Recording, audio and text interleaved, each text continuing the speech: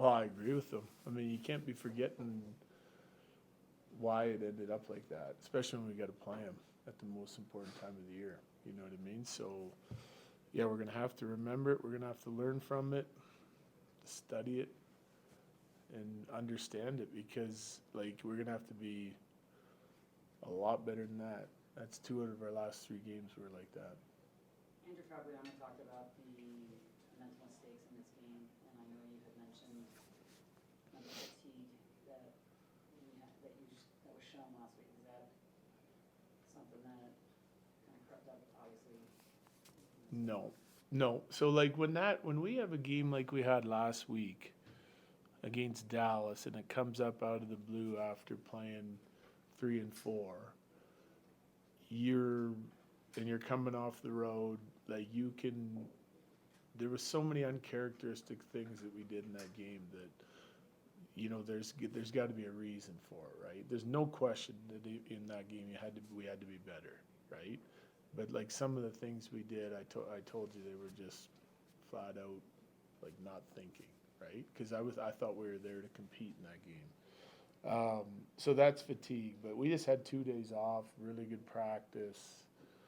With 1 full day, some guys hit the ice, some guys did recovery work the second day, then you have a full practice and you're playing an afternoon game. That's not fatigue.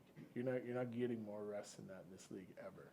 So that you can't use it as an excuse. Like I felt like we got out competed in the first. Like, the some of the decisions that you make when you're competing and you're skating and you're working, you cover up mistakes. When you're not, and you're not competing, you make a bad mistake or a bad read someplace, it never gets covered up. It ends up in the back of your net. And there was just way too many easy goals. But when I look at it, first period, like we're getting beat to our net off the boards. You're getting beat off the boards in the cycle. You're getting beat to the net off the rush. Like they're just not working you. And then like some of the decisions in the second period that led to some odd man rushes against, part of it's work ethic.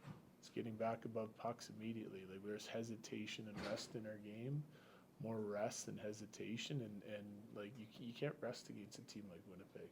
I mean, as good as we think we are as a team, they're ahead of us. So Goaltenders sometimes have to save the team's fate. yeah. Is Gorgia capable of that right now?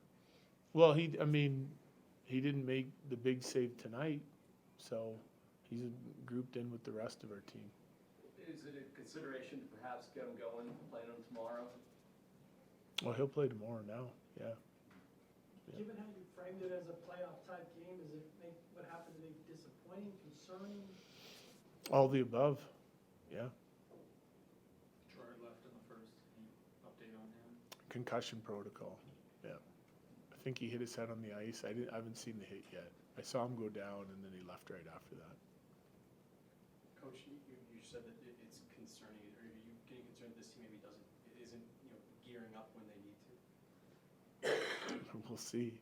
We're gonna find out soon enough.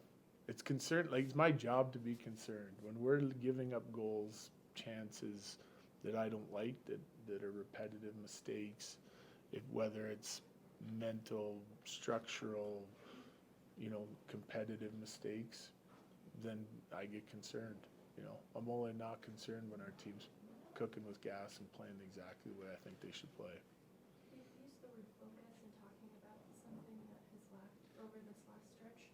Where do you think the focus has been? Are they not focused on the present moment enough and looking too far ahead into game one? Yeah, I know I use this on you every once in a while, but that's a better question for them. Yeah.